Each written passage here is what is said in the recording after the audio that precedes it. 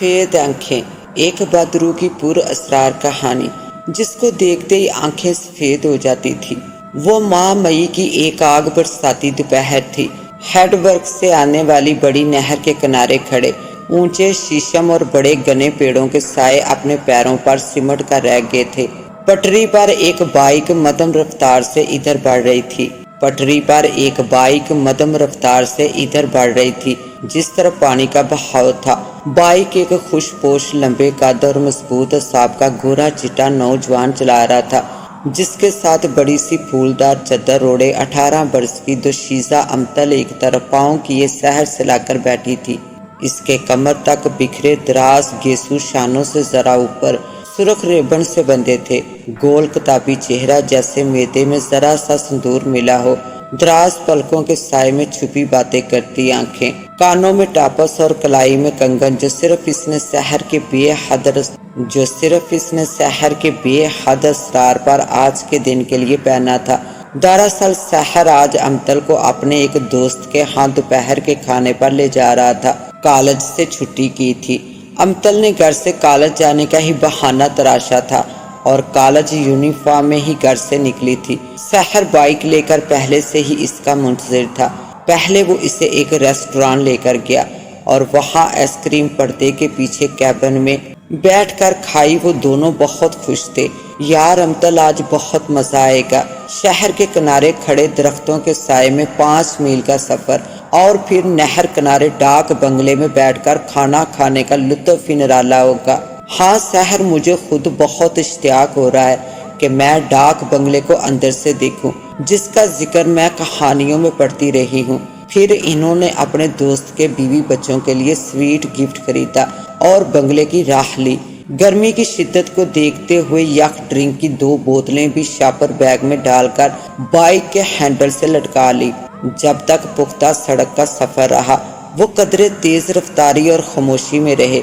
नहर का पुल पार करके जब कच्ची सड़क पर मुड़े तो उड़ती धूल को देखकर अमतल ने शहर को आराम से चलने की तलकीन की। अमतल के चेहरे पर सजा स्याह चश्मा इसके हुस्न को दुबाला कर रहा था। शहर ने भी खूबसूरत फ्रेम का कदरे सबज शीशों वाला चश्मा आंखों पर सजा रखा था।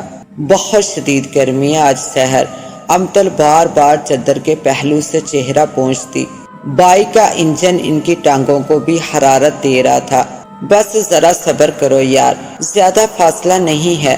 तुम दरख्तों के साए और नहर के पानियों की तरफ ध्यान रखो। कई जगह दरख्तों के नीचे मवेशी बंधे थे। नहर के करीब एक छोटी सी बस्ती आई।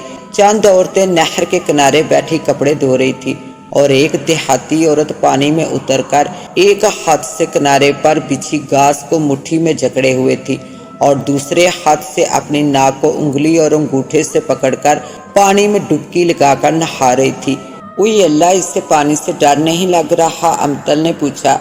डर लग रहा है इसलिए तो एक हाथ से घास पकड़ रखी है, शहर ने कहका लगाकर जवाब दिया। तो अमतल भी खिलखिलाकर हंस पड़ी।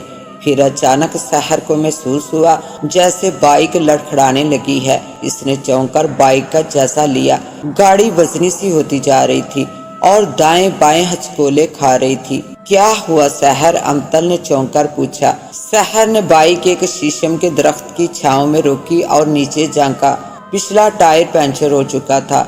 ओ तेरा सत्यानाश, तुझे आज ही और इस जगह आकर पंचर होना था, शहर बड़बड़ाया और परेशानी की हालत में अमतल की तरफ देखा, जिसके माथे पर पसीने के हल्के हल्के कतरे झिलमिला रहे थे।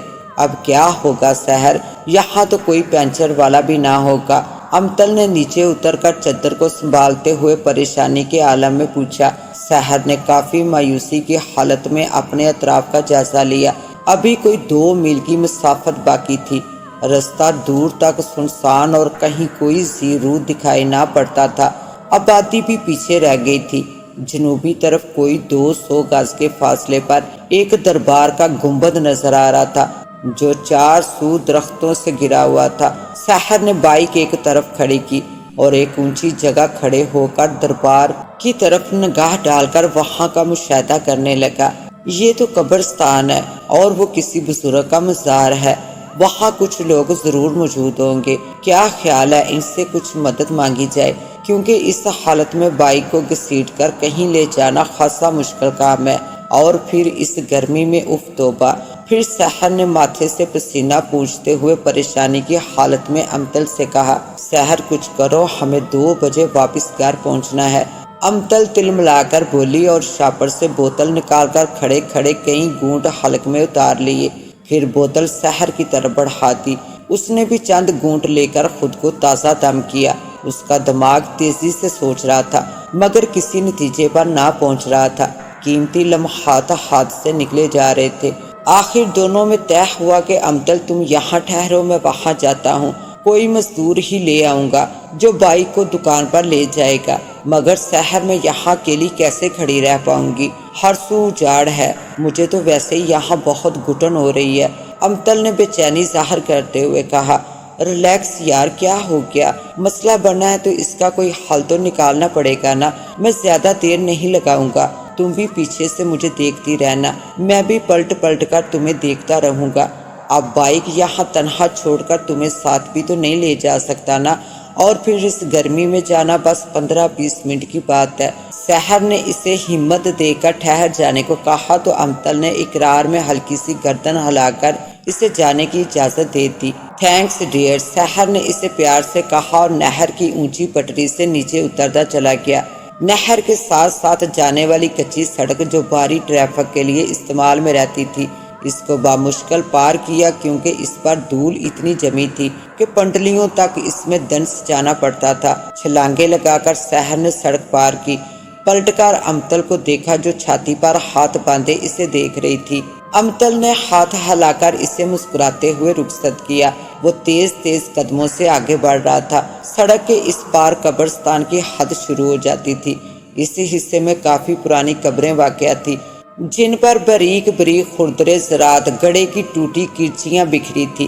وہ قبروں کے بیچ چکراتا دربار کی سیدھ میں جا رہا تھا۔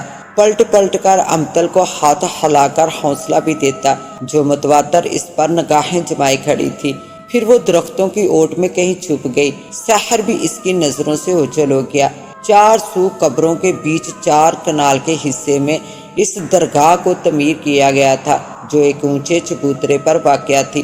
مشرق کی جانب 2 کچے کمرے تھے، ایک ٹوٹا پھوٹا چھپر تھا۔ شتوت کے پیڑ کی گھنی چھاؤں میں 3 چارپائیاں بے ترتیبی کی حالت میں بچھی تھی، اور 3-4 مرد حقہ گڑگڑاتے ہوئے باتوں میں مگن تھے۔ 2 اینٹیں جوڑ کر ایک 1.5 عمر عورت دیچکی میں چائے بنا رہی تھی۔ 2 بچے ایک دوسرے پیڑ کے نیچے مٹی کے کھلونوں سے کھیل رہے تھے۔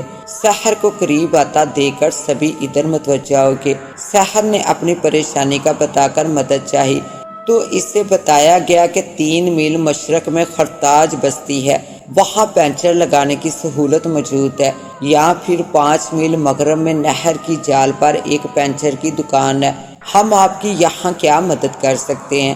بائک کو تو ہر حال میں دکان پر لے جانا پڑے گا۔ 1.5 عمر شخص نے سحر کو بتا کر سوالیہ نگاہوں سے دیکھا۔ دیکھیے، میرے ساتھ ایک خاتون ہے، اگر آپ ہماری بائک کسی قریبی دکان پر پہنچا دیں تو ہم آپ کو اس کا معاوضہ دیں گے۔ سحر نے انہیں پیشکش کی تو وہ سبھی چونک سے گئے۔ 100 کا نوٹ لیں گے، بائک پہنچ جائے گی تمہاری دکان تک، 17 برس کی عمر کے چھوکرے نے ڈیمانڈ کرتے ہوئے کہا۔ ٹھیک ہے، مجھے منظور ہے، تم آؤ میرے ساتھ۔ سحر نے خوش ہو کر اس سے کہا، بابو جانا کہاں تھا آپ لوگوں نے؟ 1.5 عمر شخص نے سحر سے پوچھا۔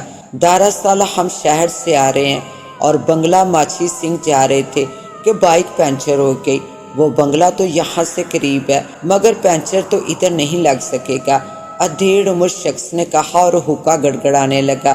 دھیان سے جانا کوبے، چادر بھی لے لے، بہت گرمی ہے، حشر ہو جائے گا جانے تک۔ کچھ نہیں ہوتا بابا، میں چلا جاؤں گا۔ لڑکے کا نام شاید یعقوب تھا، جو اسے کوبے کے نام سے پکارا جا رہا تھا۔ اس نے چارپائی کے نیچے سے اپنا پرانا سا جوتا نکالا اور اسے اپنے تعاقب میں آنے کا اشارہ کر دیا۔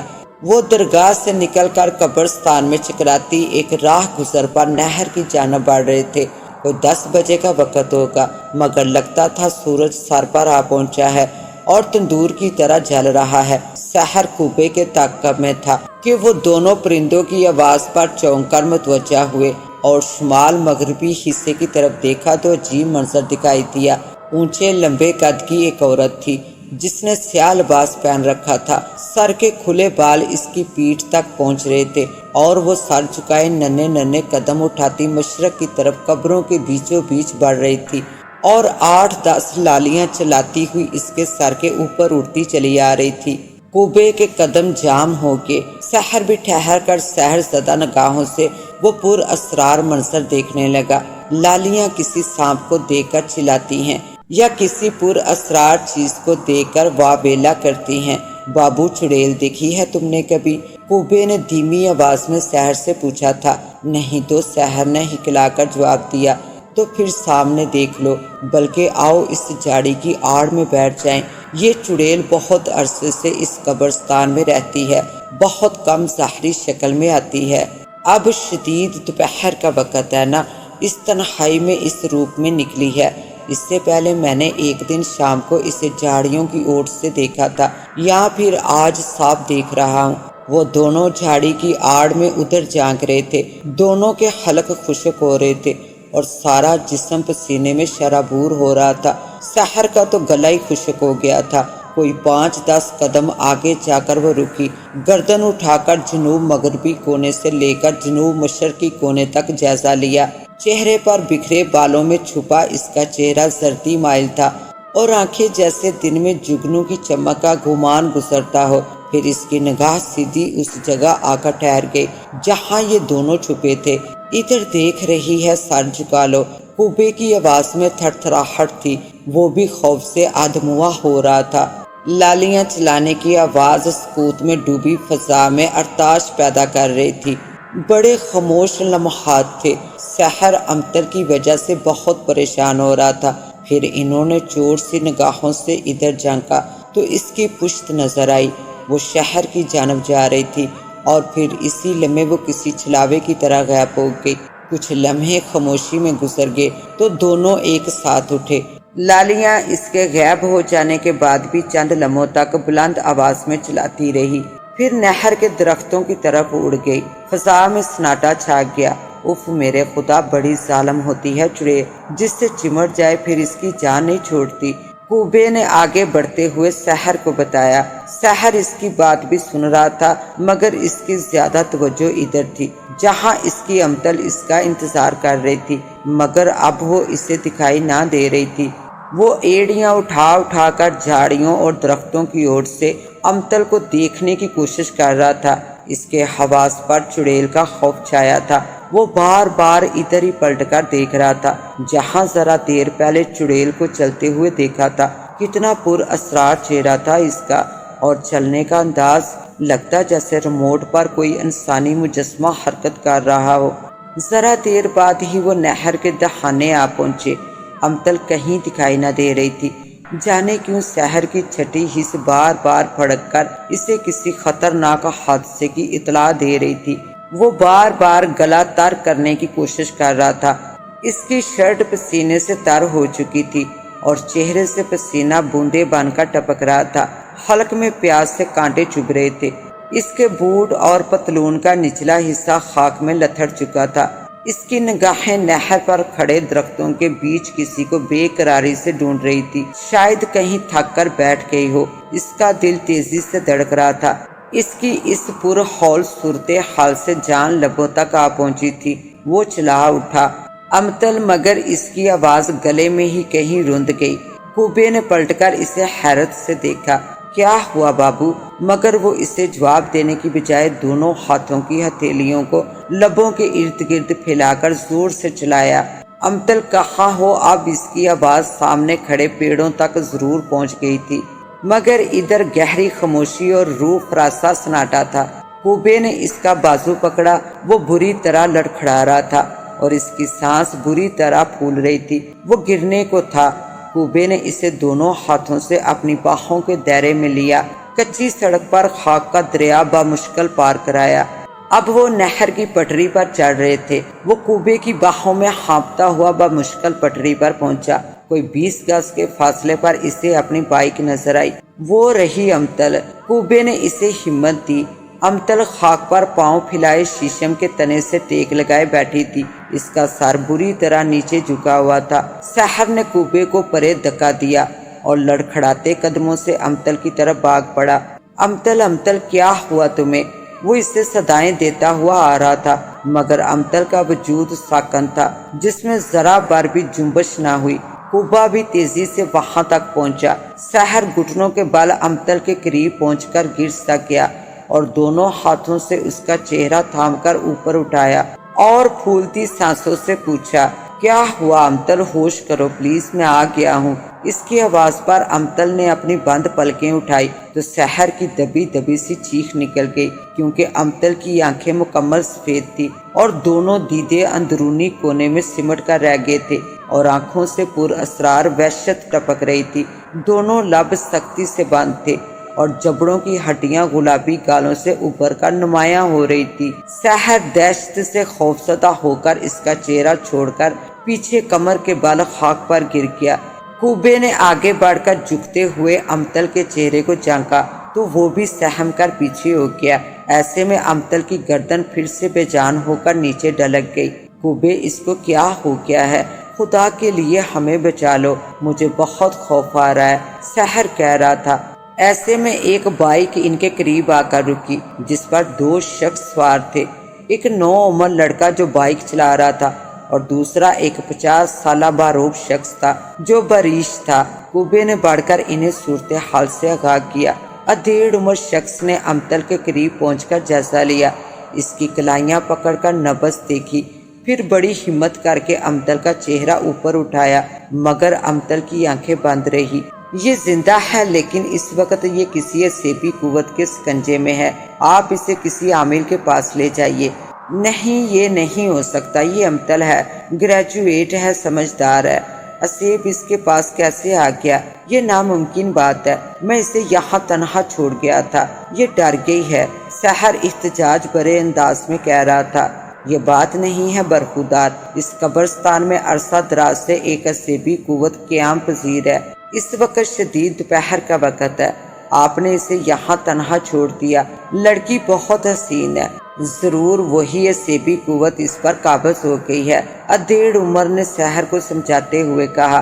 ہاں ہاں، وہ چڑیل تو ذرا دیر پہلے ہم نے قبرستان میں اپنی آنکھوں سے دیکھی ہے، کوبا اور سحر ایک زبان ہو کر بولے۔ اسی لمحے امتل نے چہرہ اٹھایا اور اپنی سفید آنکھیں کھول کر ان کی طرف گور کر دیکھنے لگی۔ اسے اپنی طرف متوجہ پا کر دونوں کی چیخیں نکل گئی، دونوں ہاتھ باندھ کر اس سے شاید معافی مانگنے لگے۔ تب اس نے پھر گردن جھکا لی۔ بابا جی، اب ہم کیا کریں؟ خدا کے لیے میری مدد کرو، میری بائک پنچر ہے، مجھے کچھ سمجھ نہیں آ رہی، میرا دماغ پھٹ رہا ہے، اوف اللہ جی، میں کیا کروں؟ سحر دیوانہ وار بولے جا رہا تھا اور ان کی منتیں کر رہا تھا۔ اچھا تم ایسا کرو، میرا بیٹا تمہیں روڈ تک پہنچا دیتا ہے، مگر پھر تمہاری بائک کا کیا ہوگا؟ وہ میں انہیں خرتاج بستی تک پہنچا دیتا ہوں، وہاں سے پنچر لگوا لیں گے۔ کوبے نے کہا، ہاں ٹھیک ہے، تم ان کی بائک لے کر خرتاج پہنچو، یہ امتل کو لے کر وہاں جائیں گے، پھر وہاں سے گھر جانا ان کو آسان ہو جائے گا۔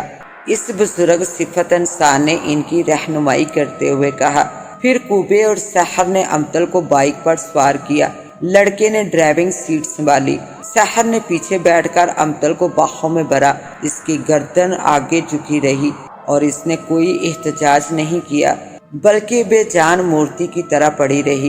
کوبا سحر کی بائک لیے چل دیا اور وہ بزرگ شخص وہاں پیڑ کے سائے میں اپنے بیٹے کی واپسی کا انتظار کرنے لگا۔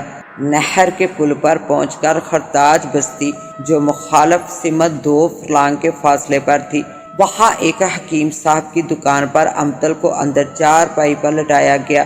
اس کے چہرے پر پانی کے چھینٹے مارے گئے، اسے پانی پلانے کی کوشش کی گئی، مگر پانی اس کے لبوں سے ہی نیچے بہہ گیا، وہ مکمل بے ہوش تھی۔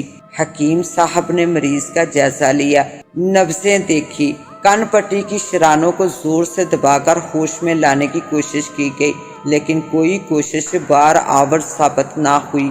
تب حکیم صاحب نے وضو کیا اور سورت فلق اور سورت ناس کی تلاوت کی، 21 بار دونوں سورتیں پڑھ کر پانی پر پھونک ماری اور اس پانی کے چھینٹے امتل کے چہرے اور سارے جسم پر مارے گئے۔ अचानक अमतल ने आंखें खोली, अपने 400 का जैसा लिया और उछलकर बैठ गई। मुझे क्या हुआ है सहर, ये हम कहाँ हैं? वो परेशानी से पूछ रही थी और इसके होश में आ जाने पर जैसे सहर के मुर्दा वजूद में नई जान आ गई थी।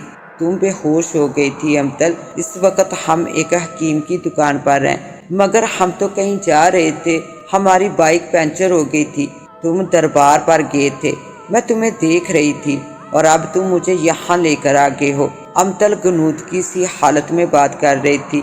उफ, मेरा सारा बदन किसी फोड़े की तरह दर्द कर रहा है, प्लीज मुझे पानी दो। सहर ने इसे जूस का डब्बा पेश किया जो इसने घूंट घूंट पी लिया। फिर जब इसकी कुछ हालत संभली तो उन्होंने वापसी की राह ली, क्योंकि खाने की दावत में जाने का तो अब सवाल ही नहीं पैदा होता था। एक तो वक्त बहुत गुजर चुका था और दूसरा अमतल की हालत कुछ बेहतर ना थी।